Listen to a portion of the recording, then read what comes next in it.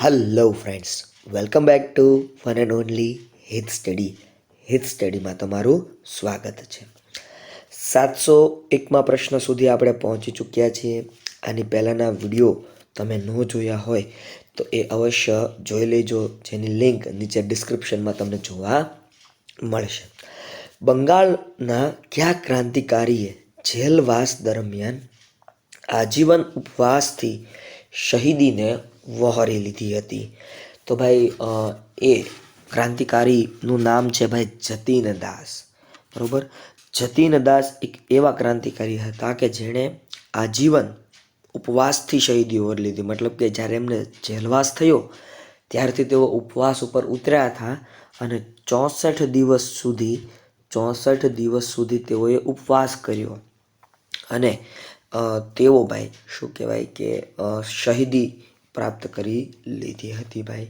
તો આવા પણ ક્રાંતિકારીઓ હતા જેને આપણે અવશ્ય યાદ રાખવા જોઈએ ભાઈ. સવિનય કાનૂન ભંગની ચળવળ, સવિનય કાનૂન ભંગની ચળવળ કઈ સાલમાં શરૂ થઈ? તો ઈસવીસન 1930માં. ભાઈ સવિનય કાનૂન ભંગની ચળવળની વાત કરીએ તો 1930માં શરૂ થઈ. વિનય સાથે કાનૂનનો ભંગ, સવિનય કાનૂન ભંગ, આવું નામ રાખેલું છે ભાઈ. આગળના પ્રશ્નો તરફ વધીએ એ પહેલાં કહી દઉં તમને કે ભાઈ વિડીયો ગમતો હોય તો એક લાઈક આપી દેજો, શેર કરી દેજો, કમેન્ટ સેક્શનમાં તમારી કિંમતી કમેન્ટ અવશ્ય કરજો. સવિનય કાનૂન ભંગ આંદોલન સંદર્ભમાં ગાંધીજીએ કયા કાર્યક્રમ કે યોજનાની શરૂઆત કરી હતી? તો ભાઈ જે દાંડી યાત્રા થઈ, દાંડી કૂચ થઈ, તો એ ભાઈ સવિનય કાનૂન ભંગ આંદોલનના સંદર્ભમાં ગાંધીજીએ દાંડી માર્ચ, બરાબર, દાંડી યાત્રાનો આખો કાર્યક્રમ ભાઈ બનાવ્યો હતો. તો એ પણ એક યાદ રાખવા જેવી બાબત કહી શકાય ભાઈ. ગાંધીજીએ દાંડી કૂચ ક્યારે અને ક્યાંથી શરૂઆત કરી? ભાઈ ગાંધીજી દ્વારા દાંડી કૂચ અને એની શરૂઆત ક્યારથી થઈ, ક્યાંથી થઈ? બરાબર, આવા સવાલ આવી શકે આવનારી પરીક્ષાઓમાં. તો ભાઈ આનું સોલ્યુશન લાવીએ, આપણે જોઈએ, તપાસ કરીએ. અને હા, વિડીયોને લાઈક કરતા ન ભૂલતા. ભાઈ ગાંધીજીએ દાંડી કૂચ 12 માર્ચ 1930ના રોજ શરૂ કરી. ક્યારે શરૂ કરી ભાઈ? 12 માર્ચ 1930. હવે ક્યાંથી શરૂ કરી? તો સાબરમતી આશ્રમ અમદાવાદથી ભાઈ શરૂ કરી. સાબરમતી આશ્રમ અમદાવાદથી ભાઈ ગાંધીજીએ શું શરૂ કરી ભાઈ? તો દાંડી કૂચ શરૂ કરી ભાઈ. બરાબર, યાદ રાખજો ભાઈ. દાંડી કૂચમાં ગાંધીજીના કેટલા સાથીઓ જોડાયા હતા? ભાઈ દાંડી કૂચની વાત કરીએ તો દાંડી કૂચમાં ગાંધીજી સાથે 78, બરાબર, કેટલા ભાઈ? 78 લોકો જોડાયા હતા, સંકળાયેલા હતા ભાઈ. આવા સવાલો પણ પૂછાઈ શકે. અમદાવાદથી દાંડી વચ્ચેનું અંતર કેટલું થાય છે? ભાઈ ગણતરી કરીએ તો અમદાવાદથી લઈને દાંડી વચ્ચેનું અંતર 370 કિલોમીટર જેટલું થાય છે. કેટલું થાય છે ભાઈ? 370, 241 માઇલ્સ, બરાબર, આવું લખ્યું છે ભાઈ. 370 કિલોમીટર જેટલું થાય છે. અમદાવાદથી દાંડી વચ્ચેનું અંતર કેટલું થાય છે ભાઈ? 370 કિલોમીટર જેટલું થાય છે. દાંડી યાત્રા ક્યારે દાંડી ખાતે પહોંચી હતી? તો ભાઈ આની ચર્ચા કરીએ તો 5 એપ્રિલ 1930ના રોજ ભાઈ. 5 એપ્રિલ 1930ના રોજ જે દાંડી યાત્રા છે 12 માર્ચ 1930ના રોજ નીકળી અને 5 એપ્રિલ 1930ના રોજ પહોંચી ગયા, સાંજે પહોંચી ગયા અને સવારે 6 એપ્રિલે ગાંધીજીએ મીઠાનો કાયદાનો ભંગ કરી નાખ્યો. બસ આની પછીનો એ જ સવાલ છે. ગાંધીજીએ મીઠાના કાયદાનો ક્યારે ભંગ કર્યો? તો ભાઈ ગાંધીજીએ વાત કરીએ તો મીઠાના કાયદાનો ભંગ 6 એપ્રિલ 1930ના રોજ કર્યો. ક્યારે કર્યો ભાઈ? 6 એપ્રિલ 1930ના રોજ ભાઈ ગાંધીજીએ મીઠાના કાયદાનો ભંગ કરી નાખ્યો ભાઈ. ધરાસણાના મીઠા સત્યાગ્રહમાં ગાંધીજી અને અબ્બાસ તૈયબજીની અટકાયત પછી સત્યાગ્રહની આગેવાની કોણે લીધી હતી? તો ભાઈ ધરાસણા સત્યાગ્રહની અહીંયા ચર્ચા છે ભાઈ. ધરાસણાના મીઠા સત્યાગ્રહમાં ગાંધીજી અને અબ્બાસ તૈયબજીની અટકાયત પછી સત્યાગ્રહની આગેવાની સરોજીની નાયડુએ લીધી હતી. કોણે લીધી હતી ભાઈ? સરોજીની નાયડુ દ્વારા ભાઈ ધરાસણા સત્યાગ્રહની ભાઈ આગેવાની લીધી હતી ભાઈ. એ આગેવાન બન્યા હતા ભાઈ, બરાબર. અને નેતા બનવું ને એ બહુ મહત્વની બાબત હતી ભાઈ એ સમયે. ગાંધીજીએ કોને ડુંગળી ચોરનું બિરુદ આપ્યું હતું? અલ્યા આ તો આવડે ભાઈ, મોહનલાલ પંડ્યાને ભાઈ. ગાંધીજીએ કોને ડુંગળી ચોરનું બિરુદ આપ્યું હતું? મોહનલાલ પાંડ્યાને, મોહનલાલ પંડ્યાને ભાઈ ડુંગળી ચોરનું બિરુદ આપ્યું હતું. ગોળમેજી પરિષદો ક્યાં યોજાઈ હતી? ભાઈ જો 3 ગોળમેજી પરિષદો હતી. ગોળમેજી પરિષદો લંડન ખાતે યોજાઈ હતી. કેટલી ભાઈ? 3 ગોળમેજી પરિષદો લંડન ખાતે યોજાઈ હતી. હવે ગોળમેજી પરિષદમાં હોય શું વાલા? તો કાંઈ નહીં ભાઈ, એક ગોળ રાઉન્ડેબલ ટેબલ હોય અને અહીંયા લોકો બેઠા હોય, જેને ગોળમેજી પરિષદ કહેવામાં આવે. ગાંધીજીએ, બાપુની વાત છે ભાઈ, ગાંધીજીએ કઈ ગોળમેજી પરિષદમાં હાજરી આપી હતી? તો ગાંધીજીએ ભાઈ બીજી ગોળમેજી પરિષદ, ફરીવાર ભાઈ કઈ ગોળમેજી પરિષદ? બીજી ગોળમેજી પરિષદમાં ગાંધીજી હાજર રહ્યા હતા ભાઈ. મીઠું પકવવાની સ્વતંત્રતા, શાંત પેકેટિંગ અને સત્યાગ્રહીઓને જેલમુક્ત કરવા જેવા મહત્વના મુદ્દા ધરાવતો ગાંધી ઇરવિન કરાર કઈ સાલમાં કરવામાં આવ્યો? તો ઈસવીસન 1931માં ભાઈ, ઈસવીસન 1931માં ગાંધી ઇરવિન કરાર કરવામાં આવ્યો. કયો કરાર કરવામાં આવ્યો? ગાંધી ઇરવિન કરાર કરવામાં આવ્યો છે. બીજા વિશ્વયુદ્ધની શરૂઆત કઈ સાલમાં થઈ હતી? ભાઈ બીજા વિશ્વયુદ્ધનું સ્ટાર્ટિંગ ઈસવીસન 1939નું વર્ષ છે ભાઈ, યાદ રાખજો ભાઈ. ઈસવીસન 1939નું છે. વ્યક્તિગત સત્યાગ્રહના પ્રથમ સત્યાગ્રહી કોણ હતા? તો વિનોબા નરહરી ભાવે. વિનોબા ભાવે છે એ વ્યક્તિગત સત્યાગ્રહના પ્રથમ સત્યાગ્રહી હતા ભાઈ. વ્યક્તિગત સત્યાગ્રહની શરૂઆત કયા સ્થળેથી અને ક્યારે કરવામાં આવી હતી?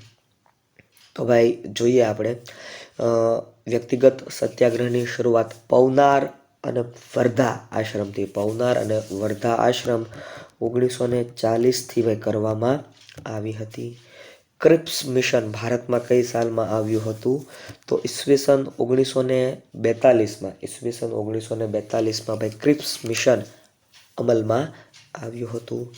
પાકિસ્તાનની અલગ માંગણી ક્યારે થઈ હતી?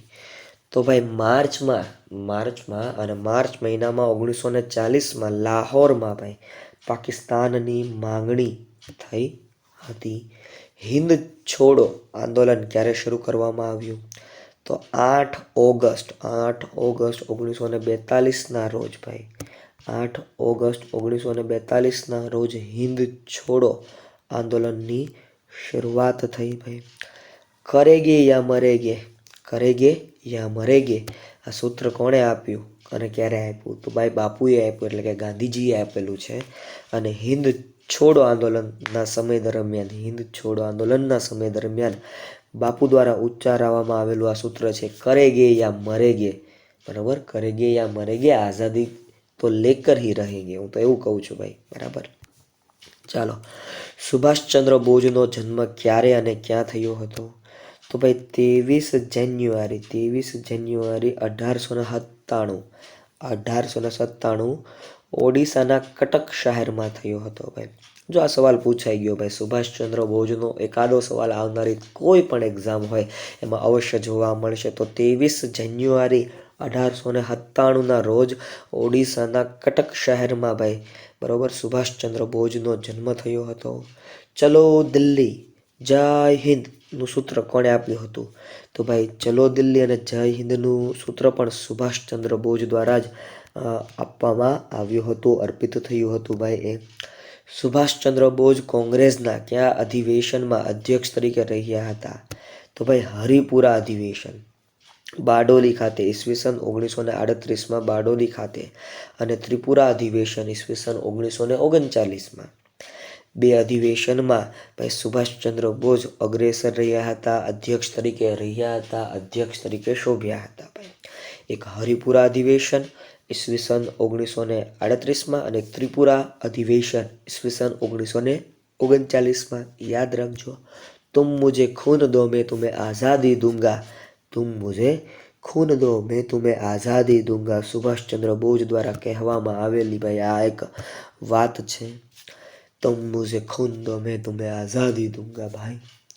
ઈસવીસન 1939માં સુભાષચંદ્ર બોઝે કયા પક્ષની સ્થાપના કરી હતી? ફોરવર્ડ બ્લોક નામની સંસ્થાની રચના કરી હતી. ઈસવીસન 1939માં સુભાષચંદ્ર બોઝ દ્વારા ફોરવર્ડ બ્લોક નામના એક આખી નવી સંસ્થાની સ્થાપના કરી હતી.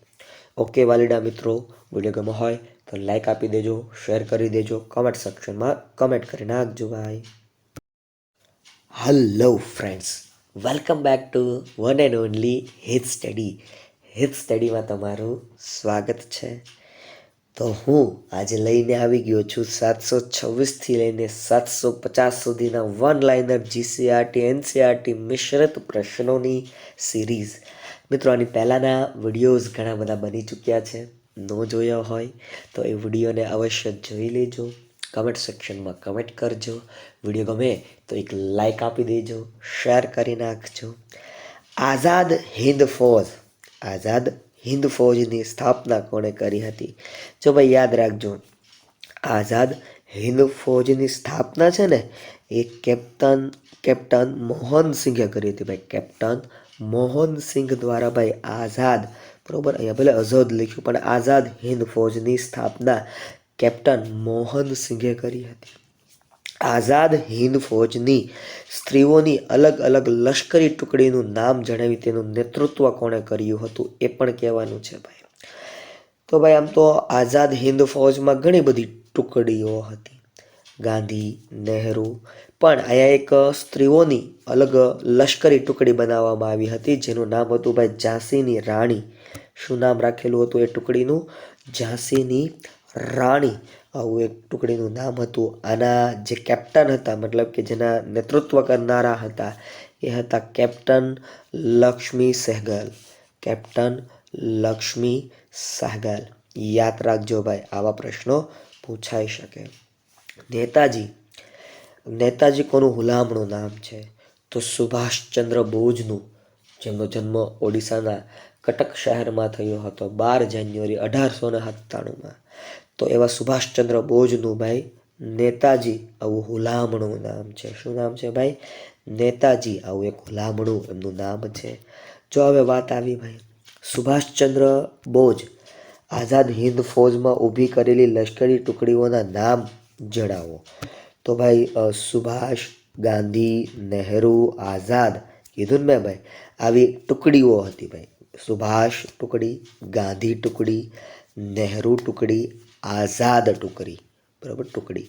તો આવા ટુકડીઓના નામ હતા. અલગ અલગ એનું નેતૃત્વ કરનારા પણ હતા. તો ભાઈ એ પણ એક યાદ રાખજો ભાઈ. આવા સવાલો પણ તમારી આવનારી એક્ઝામમાં પૂછાઈ શકે, ડોક્યુ કરી જાય. મિત્રો, વિડીયો ગમે તો એક લાઈક કરી દો, શેર કરી દો, કમેન્ટ સેક્શનમાં તમારી કિંમતી કમેન્ટ કરવાનું ન ચૂકતા. સુભાષચંદ્ર બોઝે કામ ચલાઉ સરકાર એટલે કે આરઝી હુકુમત આઝાદ હિન્દની સ્થાપના ક્યારે કરી હતી? તો ભાઈ સિંગાપુર ઓક્ટોબર 1943ના રોજ ભાઈ સુભાષચંદ્ર બોઝે કામ ચલાઉ સરકાર આરઝી હુકુમત આઝાદ હિન્દની સ્થાપના ક્યારે કરી હતી? તો સિંગાપુર ખાતે કરી હતી અને ઓક્ટોબર 1943માં કરી હતી ભાઈ. આઝાદ હિન્દ આરઝી હુકુમત આઝાદ હિન્દની સ્થાપનાની વાત છે ભાઈ. સુભાષચંદ્ર બોઝ દ્વારા કામ ચલાઉ સરકાર, જેનું નામ હતું આરઝી હુકુમત અથવા આઝાદ હિન્દની સ્થાપના ક્યાં કરી હતી? તો સિંગાપુર મુકામે, બરાબર, સિંગાપુર મુકામે ઓક્ટોબર 1943માં. સુભાષચંદ્ર બોઝનું મૃત્યુ ક્યાં અને ક્યારે થયું? તો સુભાષચંદ્ર બોઝના મૃત્યુની વાત કરીએ તો 8 ઓગસ્ટ 1945માં જાપાનથી પરત ફરતી વખતે વિમાનમાં આગ લાગતા થયું ભાઈ. જાપાનથી પાછું આવતી વખતે વિમાનમાં આગ લાગી ગઈ અને એ વખતે થયું, બરાબર, યાદ રાખજો. ભારતીય નૌસેનાના સૈનિકોએ ક્યારે અને કયા સ્થળે સૈનિક વિદ્રોહ કર્યો હતો? તો ઈસવીસન 1946માં મુંબઈ મુકામે ભાઈ ભારતીય નૌસેનાના સૈનિકોએ ક્યારે અને કયા સ્થળે સૈનિકોનો વિદ્રોહ શરૂ કર્યો હતો?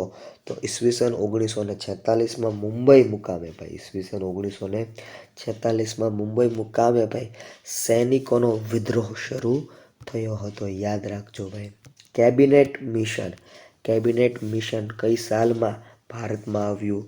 તો કેબિનેટ મિશનની વાત કરીએ તો 1946માં કેબિનેટ મિશન ભારત ખાતે આવ્યું હતું.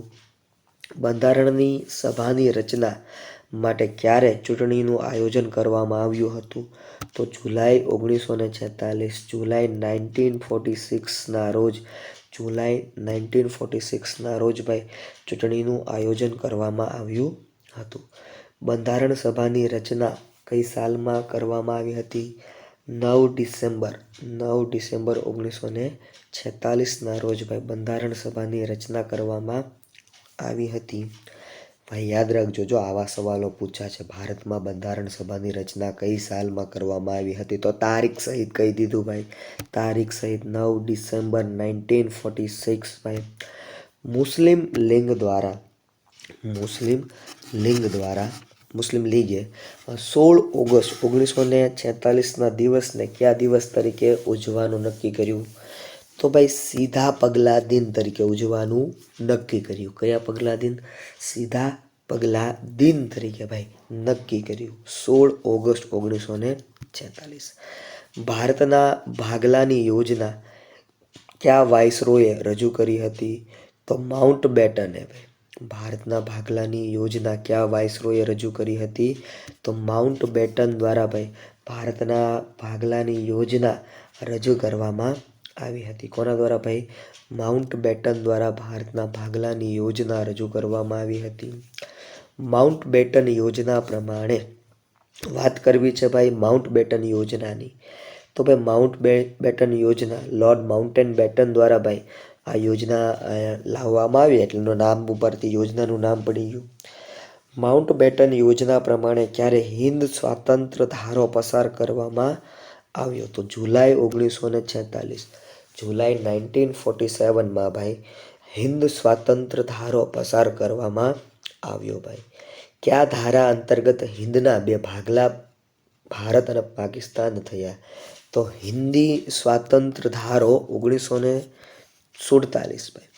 હિન્દ સ્વાતંત્ર્ય ધારો 1947ના દિવસથી બે ભાગલા પાડવાનું નક્કી થયું. કાયદો આવ્યો હતો, આ કાયદા અંતર્ગત ભારતના બે ભાગલા પડ્યા હતા ભાઈ.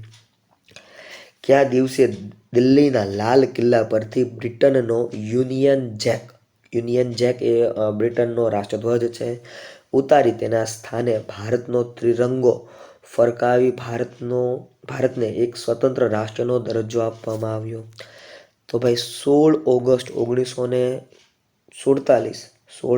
1947ની મધ્યરાત્રિ પછી, એટલે કે 15મી ઓગસ્ટે ભાઈ ભારતમાં એમાંય દિલ્હીમાં અને એમાંય લાલ કિલ્લામાં અને એમાંય એનો જે બ્રિટનનો યુનિયન જેક હતો એ ઉતારીને ભારતનો જે તિરંગો હતો એ લહેરાવવામાં આવ્યો હતો. બ્રિટનનો રાષ્ટ્રધ્વજ કયા નામે ઓળખાય છે? તો યુનિયન જેક. શું કહેવાય છે એનું નામ? Union Jack. ભારત સ્વતંત્ર થયું ત્યારે બ્રિટનના વડાપ્રધાન કોણ હતા?